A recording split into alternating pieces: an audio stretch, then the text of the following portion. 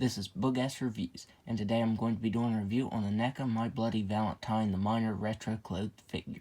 So before we take a look at the miner, let's take a look at the accessories that he comes with.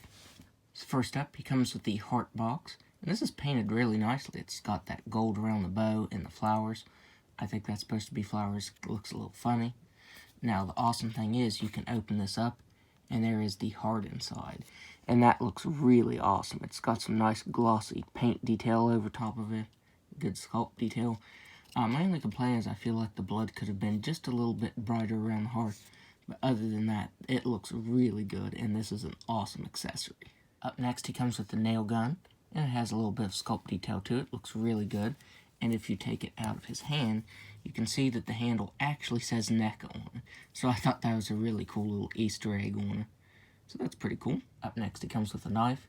Not a whole lot of sculpt detail to it, but the silver that NECA used looks really nice on it. And finally, he comes with the accessory that I'm going to display him with, the pickaxe. And this looks really good. Not a whole lot of sculpt detail to it, but a nice silver wash over the actual pickaxe part, and then a light brown wash over the handle, making it look really good. So now let's go ahead and take a look at the head sculpt of the miner. So the gas mask looks really nice. It's got some good sculpt and paint detail to it. That brown on the back looks really nice. You get a little bit of blood on the front. I kind of wish he had more blood on him, because if it's on his mask, it should probably at least be right here, and maybe on his gloves a little bit. So I do think it could have used just a little more blood on it, especially since this is a re-release of the Scream Factory version. I'm not exactly sure what the differences from this to the Scream Factory version is. There might not be any differences. But anyways, there's some really cool bloody paint detail right there. He has the light on the hat piece right there that has a wire that runs to the battery pack. And this is a very, very thin wire, and if you move the figure too much, I feel like it could definitely break. I mean, as long as you just move it side to side very carefully, I don't think it will. But this is definitely something that could break if you move the figure too much. This suit looks really, really nice. This is a stitched suit. All of the stitches and everything look really nice on it. He has some pretty cool sculpt detail to the gloves, and some paint detail over top of it, bringing the details out very nicely. I like that his gloves kind of look dirty. They're not too clean. That looks pretty cool. And so does the hose on the mask. It has a brown wash over top of it. It is kind of stiff, so that's another thing that might break if you move it too much. But like I said, as long as you keep the articulation to a minimum here, kind of side to side and up and down very slightly, it should be fine.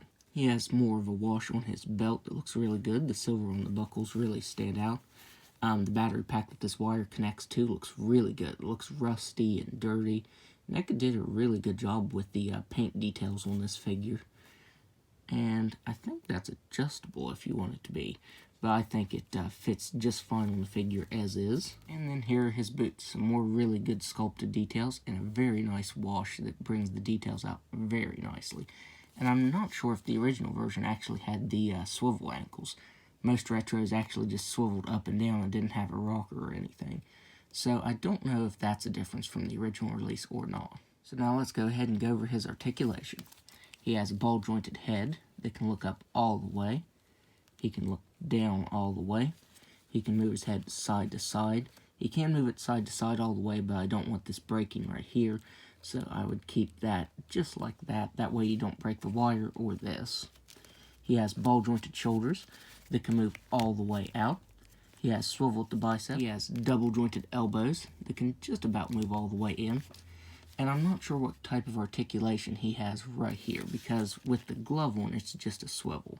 So it might just be a peg hole and the glove is pegged into it. But the only articulation you can get out of this as is just side to side. He does have a waist swivel that can move side to side very slightly. He has ball-jointed hips that can only move out that far. You don't want to move it too much and split the seam right here. He can kick forward just about all the way. I mean, it's this pretty much has realistic articulation in clothing, because you don't want to move it too far up or you will split something here. He has swivel at the thigh. He can kick back barely at all. He has single jointed knee, swivel at the ankle that can move down just a little bit, up just a little bit, and an ankle rocker. So now, let's do some size comparisons. So first up, here he is next to my favorite NECA Retro figure, Candyman. And finally, there he is next to Ghostface. So overall, I would highly recommend picking this up. This is a really awesome retro figure, and I'd say Ghostface, Candyman, and now the Miner are my top 3 retro figures that NECA has done. They're just really well done. If you're also like me and missed out on the Scream Factory release, then this release is definitely for you.